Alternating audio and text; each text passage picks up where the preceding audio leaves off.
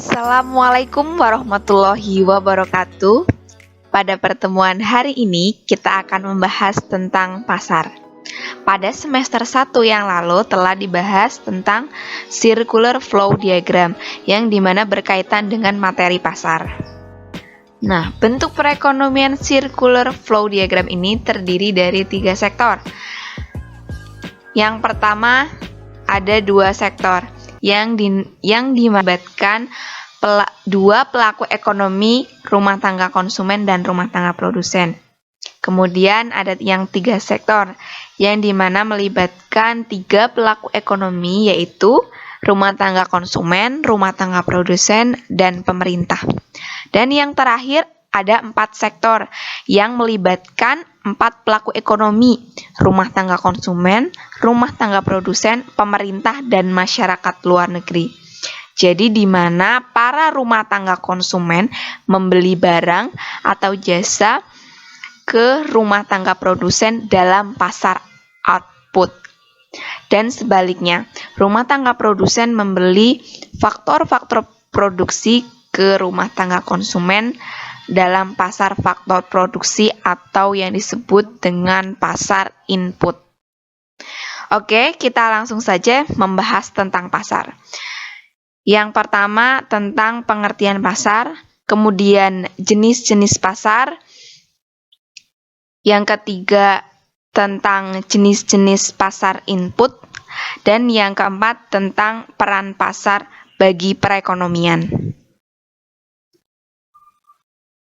Nah, tujuan pembelajaran kita hari ini, yang pertama, siswa dapat menjelaskan pengertian pasar. Jadi nanti kalian diharapkan mampu menjelaskan arti atau apa yang dimaksud dengan pasar. Kemudian yang kedua, siswa dapat menjelaskan pengertian jenis-jenis pasar. Nah, pasar ini diklasifikasikan menjadi 2, yaitu pasar input dan pasar output. Jadi nanti diharapkan dapat menjelaskan pemahaman kalian tentang arti pasar input dan pasar output. Kemudian yang ketiga, siswa dapat mendeskripsikan jenis-jenis pasar input. Nah, peserta didik diharapkan dapat mendeskripsikan jenis-jenis pasar input. Kemudian yang keempat, siswa dapat mengidentifikasikan peran pasar dalam perekonomian. Nah, pada pertemuan kali ini kita akan memfokuskan pembelajaran pada pasar input dan peran pasar bagi perekonomian.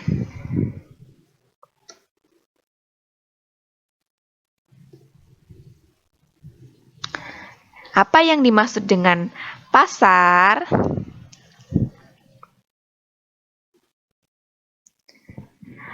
Pasar merupakan tempat bertemunya pembeli dengan penjual untuk melakukan transaksi barang atau jasa pada waktu, tempat, dan tingkat tertentu. Nah, jadi pasar merupakan tempat bertemunya pembeli dengan penjual. Mereka itu melakukan transaksi berupa penawaran atau permintaan barang atau jasa pada waktu, tempat, dan tingkat harga tertentu.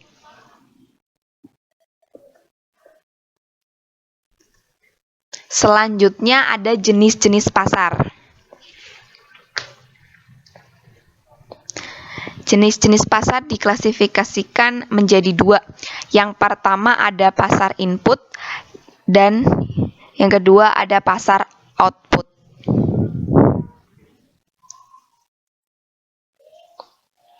Nah, pasar input merupakan pasar yang memperjualbelikan faktor-faktor produksi. Nah, faktor-faktor produksi ini yang diperjualbelikan itu ada sumber alam atau tanah, tenaga kerja, modal, dan kewirausahaan. Yang semuanya itu merupakan input bagi perusahaan untuk melakukan produksi. Jadi, oleh karena itu, pasar faktor produksi itu juga disebut pasar input.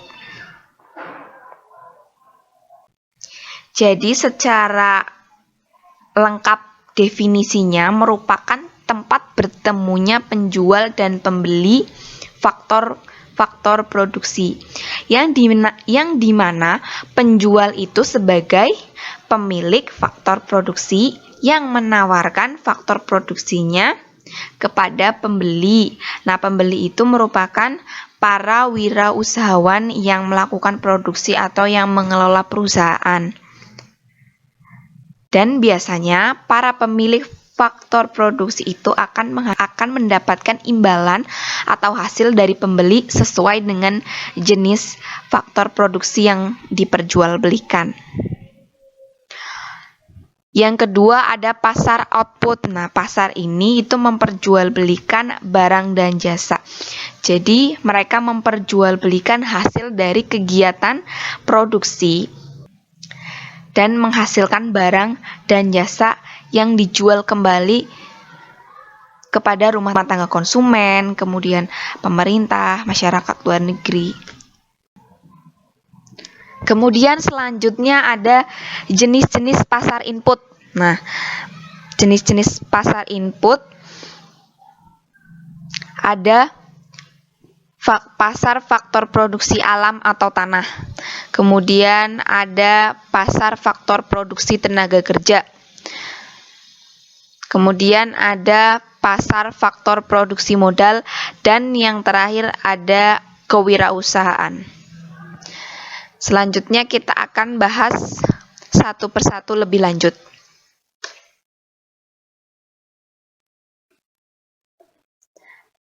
Nah, yang pertama kita akan bahas tentang pasar faktor produksi alam atau tanah.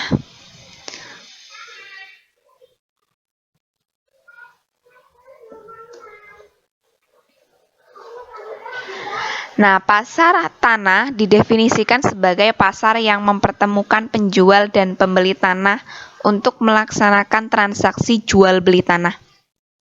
Nah, jadi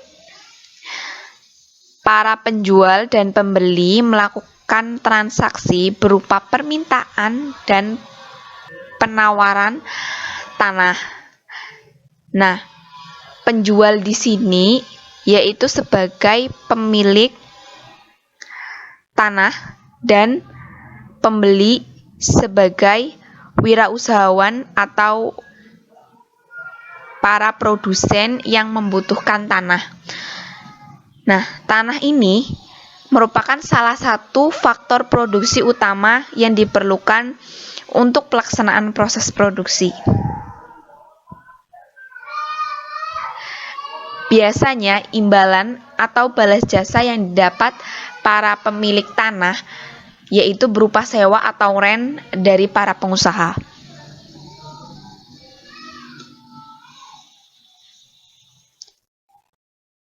Nah, selanjutnya ada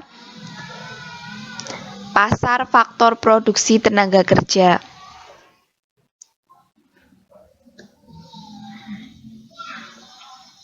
Nah, pasar tenaga kerja didefinisikan sebagai pasar yang mempertemukan penjual dan pembeli tenaga kerja, mempersiapkan tenaga kerja yang terdidik dan terlatih, sehingga memperlancar kegiatan produksi.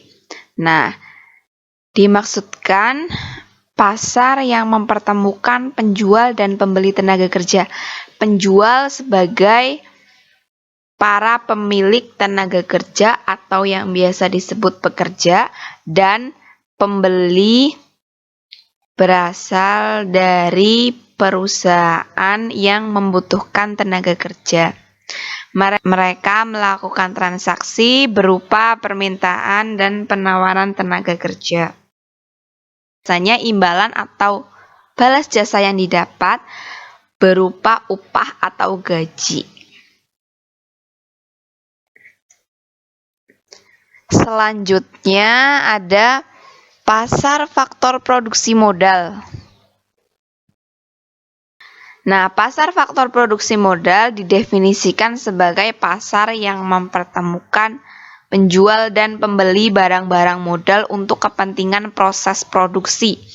Nah, pasar ini menawarkan dana dan pihak yang membutuhkan dana melalui bursa, baik yang bersifat jangka panjang atau jangka pendek.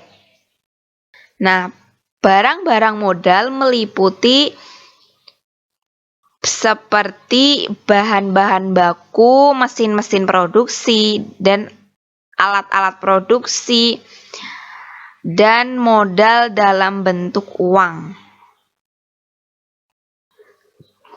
Kemudian mereka melakukan transaksi berupa permintaan atau penawaran barang-barang modal untuk kepentingan proses produksi.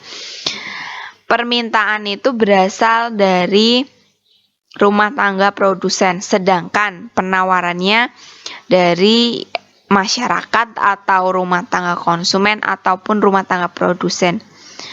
Dan imbalan atau balas jasa yang didapat berupa bunga atau interest dari modal yang telah diberikan masyarakat atau rumah tangga konsumen ataupun rumah tangga produsen kepada rumah tangga produsen atau pengusaha.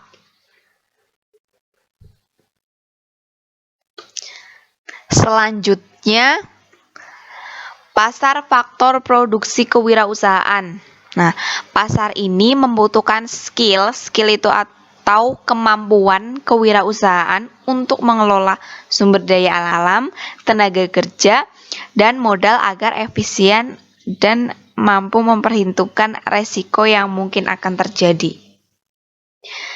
Jadi dalam pasar ini membutuhkan kemampuan berwirausaha untuk mengelola bahan-bahan yang dibutuhkan dalam kegiatan proses produksi, kemudian tenaga kerja dan modal agar efektif dan efisien, sehingga mampu memperhitungkan resiko yang mungkin akan terjadi atau meminimalisir resiko yang akan terjadi. Nah, tujuannya adalah untuk mendapatkan laba atau profit.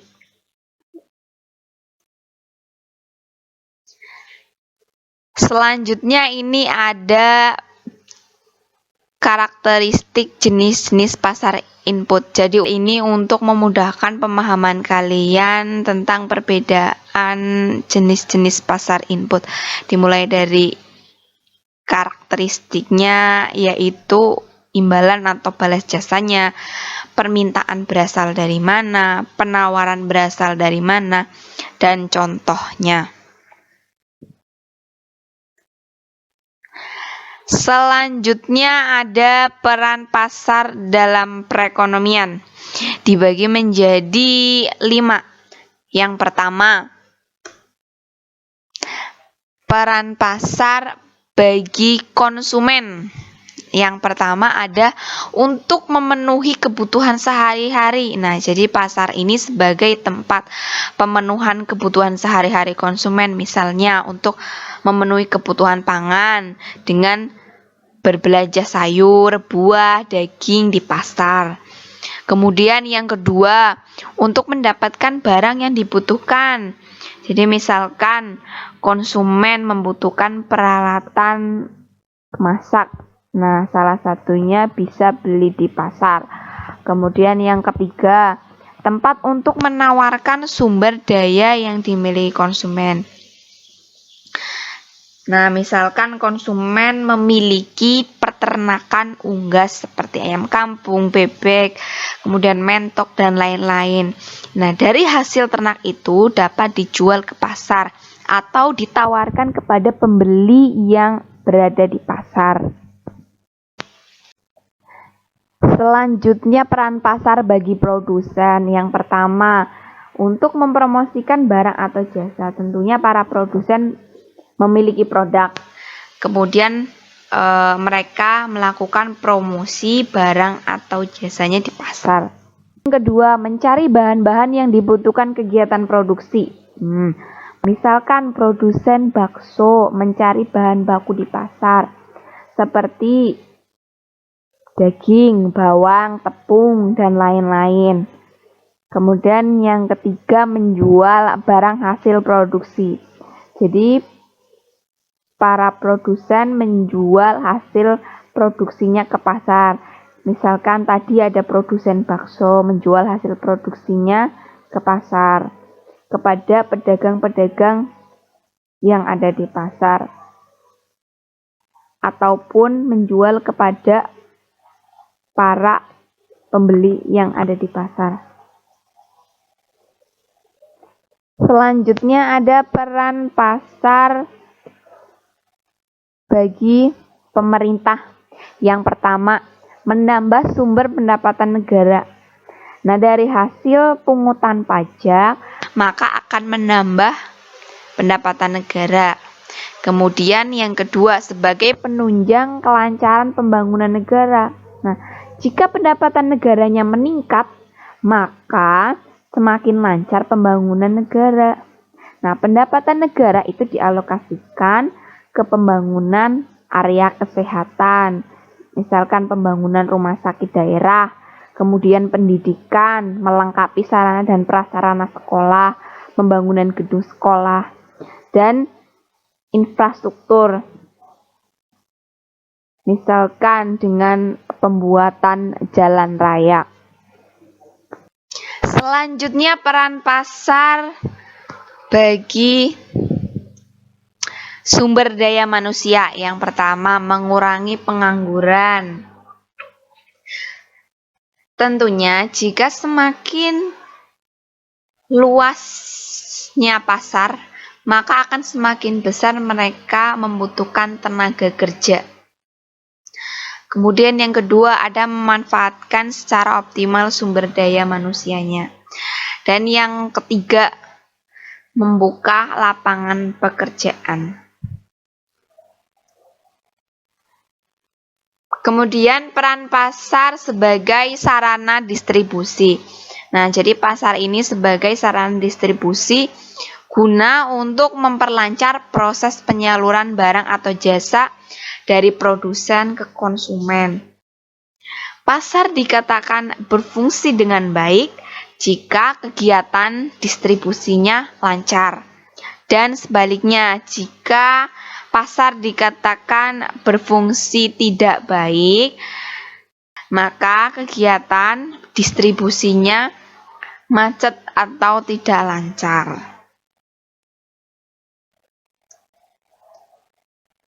Kesimpulan pembelajaran kita hari ini adalah pasar merupakan tempat bertemunya penjual dan pembeli untuk melakukan transaksi berupa permintaan atau penawaran barang dan jasa. Kemudian pasar juga tadi diklasifikasikan menjadi dua, yaitu pasar input dan pasar output. Nah, pasar input apa sih yang dimaksud dengan pasar input? Tadi telah dijelaskan, pasar input merupakan pasar yang memperjualbelikan faktor-faktor produksi. Nah, dalam pasar ini adanya interaksi permintaan dan penawaran sumber daya alam melalui pelaku ekonomi, yaitu rumah tangga konsumen dan rumah tangga produsen.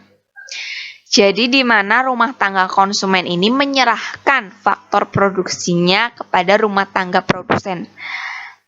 Dan rumah tangga produsen akan memperoleh imbalan dari hasil penyerahan faktor produksi. Nah, imbalan itu berupa sewa atau rent, upah atau gaji, laba atau profit, bunga atau interest. Itu semuanya tergantung dalam bentuk atau jenis faktor produksinya. Selanjutnya, jenis-jenis faktor produksi terdiri dari alam atau tanah, tenaga kerja, modal, dan kewirausahaan. Jadi semua faktor produksi itu sangat dibutuhkan oleh produsen untuk memperlancar proses produksi.